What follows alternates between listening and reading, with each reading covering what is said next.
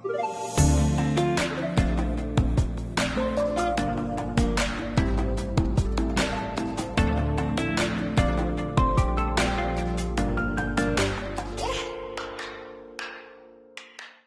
datang kembali di Mic Talks episode Surviving Autoimmune. Dan sekarang kita udah sampai di last episode terakhir dan yang paling spesial. Kenapa spesial? Karena di episode pertama kemarin aku udah mengundang Dr. Andini selaku dokter autoimun dan penyandang autoimun juga. Dan di episode kedua salah satu sahabatku, Enzi, yang juga adalah seorang autoimun survivor. Dan di episode terakhir kali ini aku mengundang keluarga dari pasien autoimun. Dan tidak lain tidak bukan, ini adalah keluargaku sendiri. So, aku mau memperkenalkan. Di sebelah kananku ini ada ayah tercintaku, Bapak Michael Tambayong. Lalu ada Ibu Fauzia Lidianto, selaku budeku dan kakak dari almarhum ibuku. Lalu yang paling pojok adalah seorang legenda musisi Indonesia yang akhirnya mampir juga di vlog aku. Ada Bung Harvey Maleholo, Pak Ani. Terima kasih udah mau ikutan vlog aku. Dan Bapak Ani, Om Harvey ini adalah kakak tertua dari almarhum ibuku. Ih, siapa tuh bersuara? Dan yang terakhir ini yang paling lucu, gemes, imut-imut ini adalah keponakanku Arika Panggabean. Say hi. Hai. Yang mau ikutan juga ngobrol-ngobrol sama kami hari ini. Nah, kalau aku boleh share dikit ke Papa Bude dan Papa Ani. Jadi kenapa aku membuat Mic Talks edisi Surviving Autoimmune ini, karena berhubungan dengan single terakhir aku yang baru dirilis kemarin yang berjudul Tak Tergantikan, yang aku persembahkan untuk almarhum ibuku yang adalah seorang autoimmune survivor. Jadi aku membuat ini sebagai bentuk give back untuk autoimmune community. Jadi kemarin kita udah sempat ngobrol sama dokter apa itu autoimun, terus jenis-jenis autoimun, lalu symptomsnya seperti apa gitu. Dan kemarin sama Enzi juga aku udah ngobrol bagaimana seorang penyandang autoimun harus melewati hari-harinya sampai detik ini masih ada penyakit itu dalam tubuhnya gitu. Dan motivasi dari Enzi juga kemarin luar biasa banget. Dan sekarang aku mengundang keluargaku sebagai orang-orang terdekat dari seorang autoimmune survivor, yaitu ibuku. Jadi mungkin bisa aku tanya pertama tentang bagaimana wawasan Bude, Dad, dan Papa Ani tentang autoimun sendiri gitu. Maksudnya ini kan it's something new, ini mungkin sesuatu yang tidak familiar untuk kita, termasuk untuk aku gitu. Jadi waktu pertama kali mendengar soal si penyakit autoimun ini, seberapa besar pengetahuan dari Papa Ani dan Dad gitu. Mungkin dari Papa Ani dulu kali. Autoimun ini terus terang saya tahunya setelah adik saya almarhumah terinfeksi autoimun ini. Jadi saya khususnya tidak tahu sama sekali tentang autoimun. Tapi setelah adik saya mengidap autoimun, saya berusaha untuk mencari tahu karena pengetahuan saya autoimun itu ada yang ada beberapa tingkatannya gitu ya. Nah, mengenai tingkatannya seperti apa juga saya nggak terlalu tahu. Yang pasti saya tahunya ada yang survive sampai sekarang ini, dan ada yang seperti dialami oleh almarhumah adik saya tercinta. Beliau sepertinya kita tahunya beliau mengidap autoimun itu kurang lebih setahun. Artinya 2 tahun. Akhirnya beliau Desember melewati itu, sehingga 3 bulan. Saya mengambil kesimpulan pada saat itu beliau mengidap autoimun dengan tingkat yang lumayan tinggi gitu ya. Karena ada banyak, setelah saya lihat banyak teman-teman saya juga pengidap autoimun yang masih survive sampai sekarang gitu ya. Artinya disitulah gambaran mengenai tingkatan autoimun itu saya dapat. Jadi mengenai symptoms-nya dan lain sebagainya ya yang saya lihat dari adik saya, beliau menderita gangguan gatal-gatal dan sekujur badannya itu saja. Tetapi yang mungkin juga saya ingin dapat dari pembicaraan kita atau dari keterangan dokter di episode yang pertama, episode pertamanya adalah penanganannya. Itu yang kita nggak tahu kalau sampai di tahap yang itu di tingkatan yang seperti yang diidap oleh adik saya itu. Itu aja yang menurut saya bisa saya berikan sejauh ini tentang saya mengenai itu. Terus karena dengan mungkin pengetahuan yang tidak cukup banyak minim tentang si autoimun ini, aku pengen tahu sih, maksudnya pasti dari setiap kita berempat ini dan keluarga kita yang lain pasti perasaannya beda-beda gitu. Waktu akhirnya almarhum mama divonis mengidap autoimun gitu, mungkin dari orang yang paling dekat sama mama sebagai seorang suami, waktu pertama kali dengar akhirnya ternyata diidap autoimun, itu apa sih, what's on your mind gitu, what comes to your mind, apa yang terus autoimun gitu, itu gimana rasanya? Ya, kalau saya sih sebetulnya pada saat kondisi istri saya atau mamanya Mika itu dia terkena autoimun itu, saya sebetulnya adanya di Banjarmasin. Saya lagi dinas di Banjarmasin dan saya dengar mengenai itu, penyakit itu, dan yang saya rasakan adalah kalau saya cuti ke Jakarta untuk menemani istri saya di kesehariannya, yang saya rasakan adalah waktu saya selama cuti 3 minggu untuk temenin mama sebelum waktu awal-awal itu saya cuma merasakan di kamar itu kan gelisah, nggak bisa tidur, nggak bisa ini balik pindah ke bawah ini segala macam, dan akhirnya kalau saya agak menemukan jalan untuk bawa mama itu jalan-jalan. Dan saya pikir juga apa ya, ini penyakit apa ya, karena saya juga kurang mengerti, kurang familiar. Saya memang kurang familiar, cuman saya cuma melihat loh, mama itu kondisinya kok ini ya nggak bisa, kurang stabil. 3 minggu saya cuti, yang saya lihat adalah mama itu nggak pernah tidur. Ya kan, itu yang saya rasakan setiap hari. Dan kalau untuk membawa, akhirnya saya temuin satu ini yang membuat mama itu istirahat adalah muter dengan mobil, jalan-jalan dengan mobil, baru dia tertidur. Itu pun juga nggak lama. Dan saya terus terang sih saya bingung mengenai autoimun ini penyakit apa. Cuman mungkin memang kekebalan tubuh juga mungkin taunya cuma seperti itu gitu. Karena saya juga memantaunya dari daerah kan, saya juga tidak ada di tempat secara langsung. Kakak-kakak saya ini yang melihat, dan kamu dan kakak ini saya melihat di rumah sakit secara langsung yang involved di situ ya. Kalau saya cuma dengar kabar aja, itu sih sebenarnya. Nah, mungkin untuk yang paling mengalami dan mengamati setiap hari karena aku dan Ayah memang bekerja tiap hari, dan Bude kebetulan yang bisa mendampingi gitu mama setiap hari.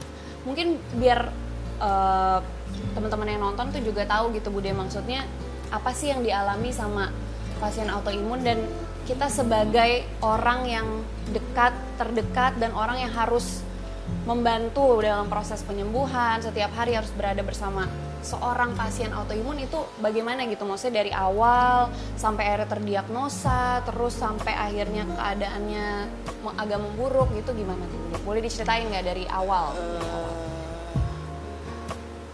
Mama Dede itu terdeteksi autoimun pasnya kita dengar itu bulan Desember. Kalau kita mundur bulan Agustus 1 tahun sebelumnya, mulai dengan yang gatel-gatel, pergi ke dokter alergi, periksa darah yang Profesor A, Profesor B udah dilakukan, hasilnya tidak ada apa-apa. Akhirnya di bulan Desember itu dinyatakan kena autoimun jenis Sjögren. Ya. Dari mulai situ kita mulai cari tahu, beberapa teman-teman ada yang mengidap penyakit yang sama, bahwa intinya Dede itu, mama itu tidak boleh sedih, tidak boleh banyak pikiran, harus berteman dengan sakitnya. Nah, minggu-minggu pertama, bulan-bulan pertama Desember itu, semenjak dia tahu itu, ya sudah kita mulai treatment bahwa udah nggak boleh banyak pikiran, Dek, udah seneng-seneng, karena ini obatnya hanya itu, gitu ya. Jadi dia harus seneng, harus ya nggak boleh ada pikiran, kekhawatiran. Hidupnya tidak boleh ada beban, tidak boleh ada pikiran. Hanya itu yang bisa kita dorong. Tapi ya sebagai kakak, Bude cuman berpikir bahwa dia yang menjalani, kita tidak tahu apa yang dia rasakan, apa yang dia takutkan. Kita tuh hanya bisa bicara, ya kan? Jadi hanya sejauh itu yang Bude bisa kasih tahu, bahwa nggak boleh, Dek, nggak boleh ini, ayo dilawan. Dan kayaknya mama tuh dalam posisi bahwa kok saya punya penyakit, saya disuruh berdamai. Ya.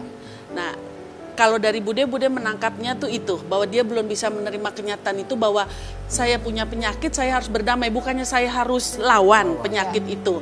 Nah, rupanya tapi pengertian daripada berdamai itu yang belum mama sampai pada maksudnya berdamai itu apa gitu loh, bahwa nggak boleh, mungkin berdamainya maksudnya itu jangan mengeluh, ya udah ayo kita terima, kita bicara gitu kan. Kalau pada saat mualnya datang, dia nggak bisa makan, dia nggak bisa, aku bilang ayo Dek, kita ini ngomong perut aku nggak enak nih rasanya, ayo dong, atau Tuhan tolong aku lagi nggak enak, leherku nggak bisa telan apa.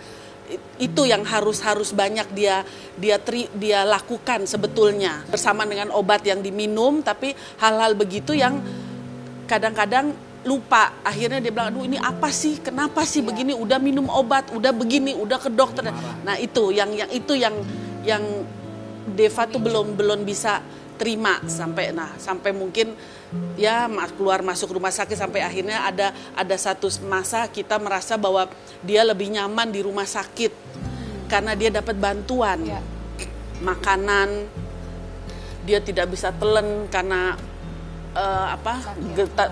getah beningnya di lehernya membengkak, menekan tenggorokan, menekan lambung yang ada di perut membengkak gitu. Nah jadi jenis yang mama yang menyerang mama itu ialah awalnya dari getah bening. Getah beningnya dia membengkak, menekan semuanya gitu. Dan obatnya itu tidak, setahu Bude obatnya belum ada. Obatnya itu hanya untuk meredakan supaya dia tapi tidak bisa menyembuhkan. Yang menyembuhkan itu sebenarnya pikiran mentalnya itu.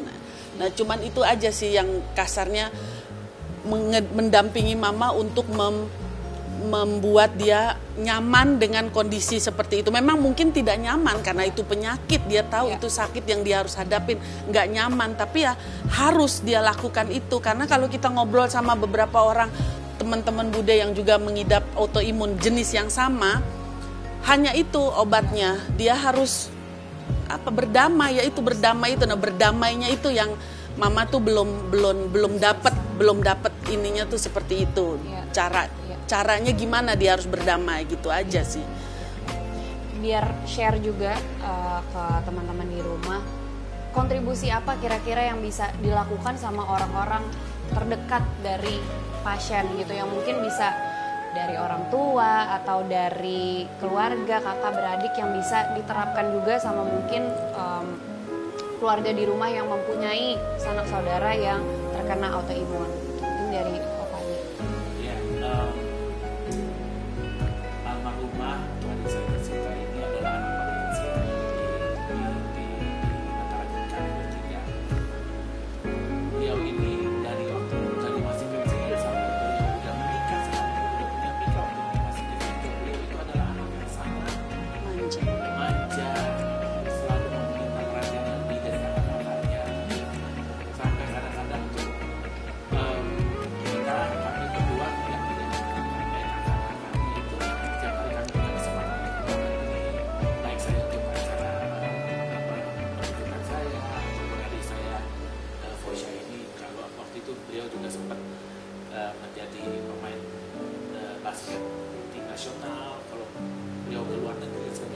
yang ada di pikiran kita hanya membawa oleh-oleh untuk adik kita yang terkecil, Bapak rumah, ya. Sedemikian dekatnya kami dan sedemikian kami memanjakan dia sehingga pada saat seperti pada saat beliau mengidap atau tahu bahwa beliau mengidap penyakit autoimun yang belum ada obatnya, beliau menjadi sangat sensitif, beliau menjadi sangat merasa bahwa kenapa aku gitu. Pernah sekali waktu periode kedua dari beliau, kalau kita udah deh, ayo kita sama-sama kita berjuang segala macam. Kalian juga nggak tahu sih gimana sakitnya aku. Kalian bisa cuma ngomong aja, aku yang rasanya nggak enaknya. Nah, hal-hal seperti itu yang kami terima, banyak sekali keluhan-keluhan seperti itu. Tetapi kami sebagai keluarga terdekatnya, kami punya punya keharusan yang harus mendampingi beliau di saat-saat seperti apapun, khususnya pada saat beliau lagi di bawah. Jadi kami merasa bahwa itu tugas kami untuk bisa mendampingi di setiap langkah beliau dalam menghadapi penyakit ini. Dan sayangnya kita nggak bisa lebih lama melakukan hal tersebut karena beliau sudah dipanggil yang Maha Kuasa. Tetapi kami merasa bahwa apa yang kami lakukan terhadap beliau itu adalah hal yang maksimal bisa kami lakukan, dan kami mengucapkan terima kasih kepada Tuhan karena beliau boleh berada bersama-sama dengan kami selama 50 tahun lebih. Kami sayang sama beliau, kami bisa bersama dengan beliau di akhir-akhir hayat. Dan pada saat beliau dipanggil, beliau dalam keadaan tersenyum. Kami percaya bahwa beliau sudah terbebas dari rasa kesakitannya. Dan kami berjanji pada beliau bahwa kami selalu akan bersama-sama dengan adik kami mereka dan juga anak kami Mika. Satu hal yang kami belajar menghadapi pasien autoimun adalah mereka butuh perhatian dari apa yang sudah keluarga lakukan di saat-saat beliau masih sehat. Jadi saya hanya ingin berpesan kepada keluarga yang menderita autoimun, gunakan waktu, dampingi selalu dan berikan apa yang memang mereka butuhkan secara emosional, secara psikis, semampu kita bisa lakukan. Karena saya pikir itu yang kami lakukan.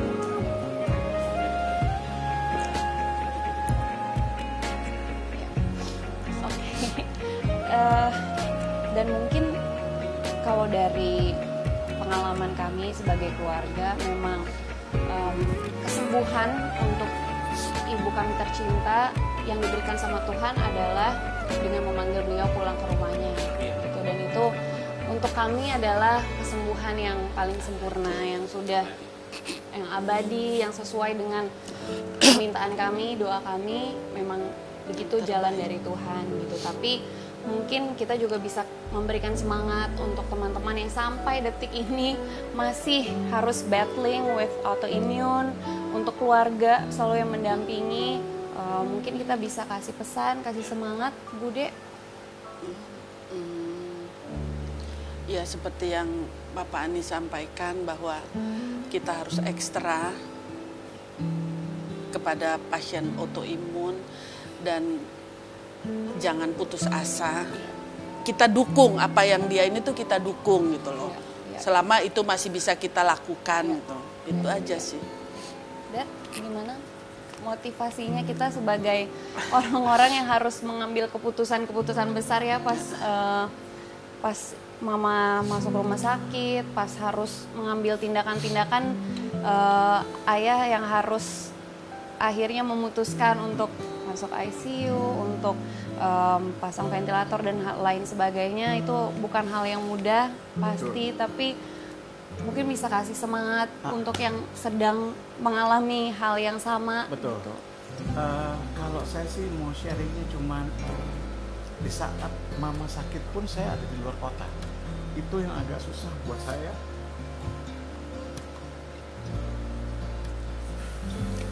Ngambil keputusan ini. Oke, saya percaya kamu lebih baik. Ini kekuatan saya untuk lihat mama ya. Ya biar gimana kan, yang harus ambil keputusan papa. Kita di sini hanya membantu. Makanya, ya. Saya juga harus ambil yang terbaik. Iya. Biarpun saya ada di Banjarmasin. Pokoknya lakukan yang terbaik. Saya tidak mau yang ini, pokoknya yang paling bagus semuanya itu semua bermakna. Itu aja. Ya pada dasarnya kita semuanya asal kita mengambil keputusan juga ya Min. Teman-teman di rumah sekarang ini semuanya kita landaskan kepada Tuhan. Kita semua satu keluarga ini percaya apa yang disebut orang adalah doa. Kita tidak bisa hanya hidup dengan berdoa, tapi kita juga harus berusaha. Tapi kita juga tidak bisa berusaha tanpa melakukan doa. Jadi apapun keputusan yang kami lakukan pada saat harus mengambil keputusan, saya mewakili Michael. Saya percaya bahwa kita semua berdoa sebelum kami mengambil keputusan. Jadi apapun yang kami atau apapun yang diambil oleh Michael, keputusan yang diambil oleh Mika juga, itu adalah keputusan yang berlandaskan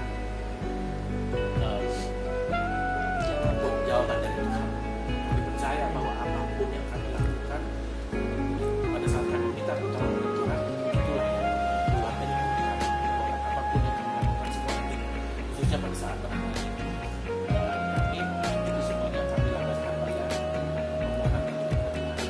Sehingga pada saat dia kami pulang pun, seperti kata Mika tadi, bahwa karena kami selalu memohon kepada Tuhan, berikan kami keputusan yang mengambil dan keputusan yang terbaik, berikan juga yang terbaik bagi penderita dalam penyakit kami.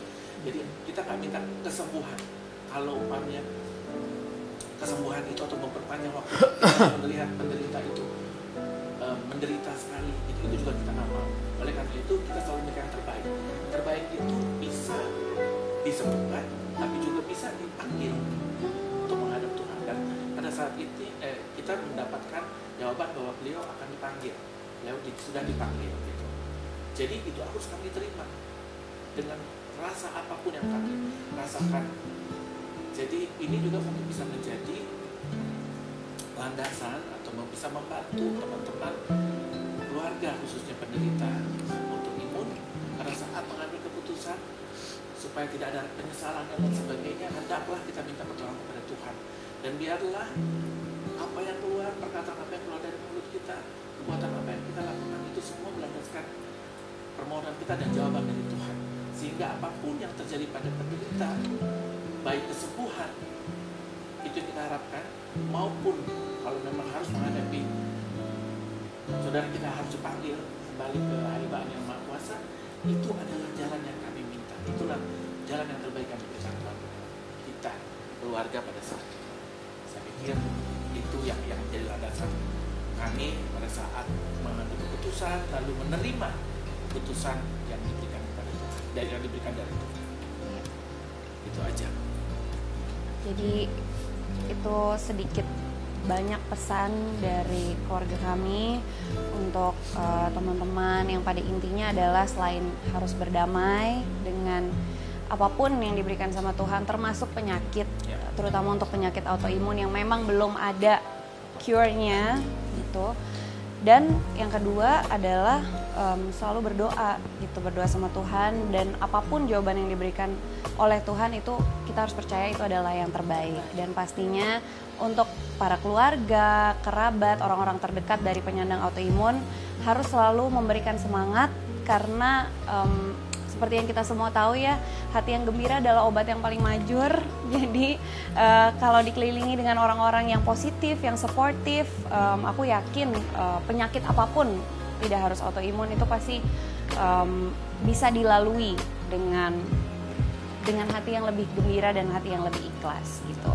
Nah sekarang aku mau sedikit move on ke lagu terbaru aku, Tak Tergantikan, yang memang didedikasikan untuk almarhum mama. Tapi aku memang maunya lagu ini itu bisa diterima oleh semua orang dengan personal life dan personal message-nya mereka masing-masing gitu. Jadi di setiap episode aku selalu tanya, kayak kemarin sama dokter, sama Enzi, aku tanya siapa sosok tak tergantikan untuk kalian gitu. Dan mungkin kalau untuk aku sama papa ya mama ya, karena lagu itu memang dari kami berdua tapi aku yang nyanyiin.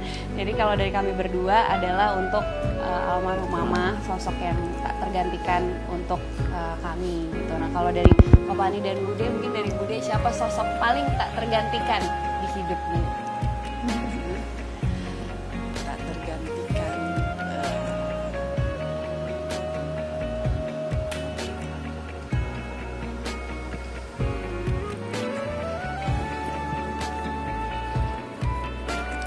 Gue yang jawab dulu ya. Kalau aku, saya banyak sebetulnya tak tergantikan itu. Untuk itu saya sebetulnya ingin mengucap syukur dan terima kasih untuk keluarga saya. Mereka adalah sosok-sosok yang tidak tergantikan. Istri anak-anak saya, adik-adik saya, teman-teman saya, cucu saya juga, rumah kami junior. Mereka adalah sosok-sosok yang tidak tergantikan. Dengan kekurangan dan kelebihan mereka, kami bisa berada di sini karena dukungan mereka. Saya bisa berada di sini, saya juga semua keluarga besar kami bisa ada sampai saat ini karena dukungan dan doa dari kita semua. Dan saya bangga sekali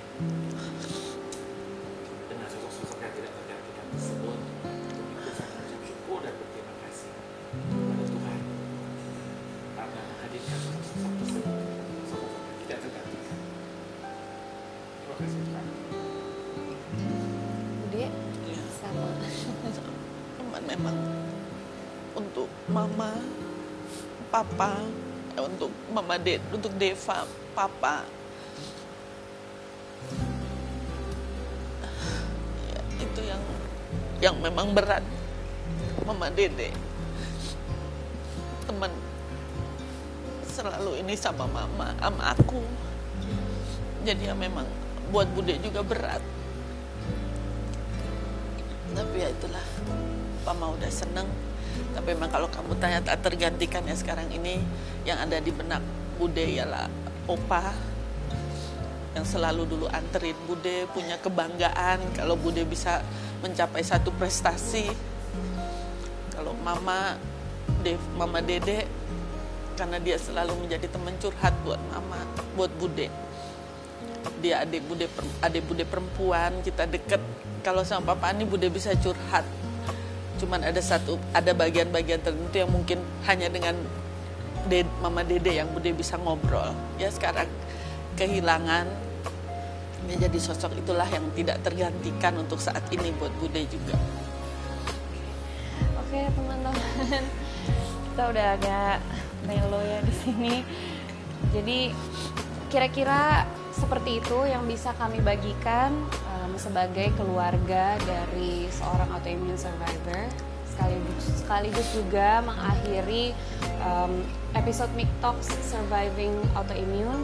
Semoga apa yang kami obrolin, kami bagikan dari episode 1 sampai sekarang itu semua bisa menjadi bermanfaat buat teman-teman yang di rumah, biar lebih aware sama apa itu autoimun, biar lebih tahu kira-kira apa yang harus dilakukan kalau sudah terponis, dan juga untuk orang-orang terdekatnya juga apa yang bisa kita lakukan untuk para penyandang autoimun atau orang-orang terdekat kami itu.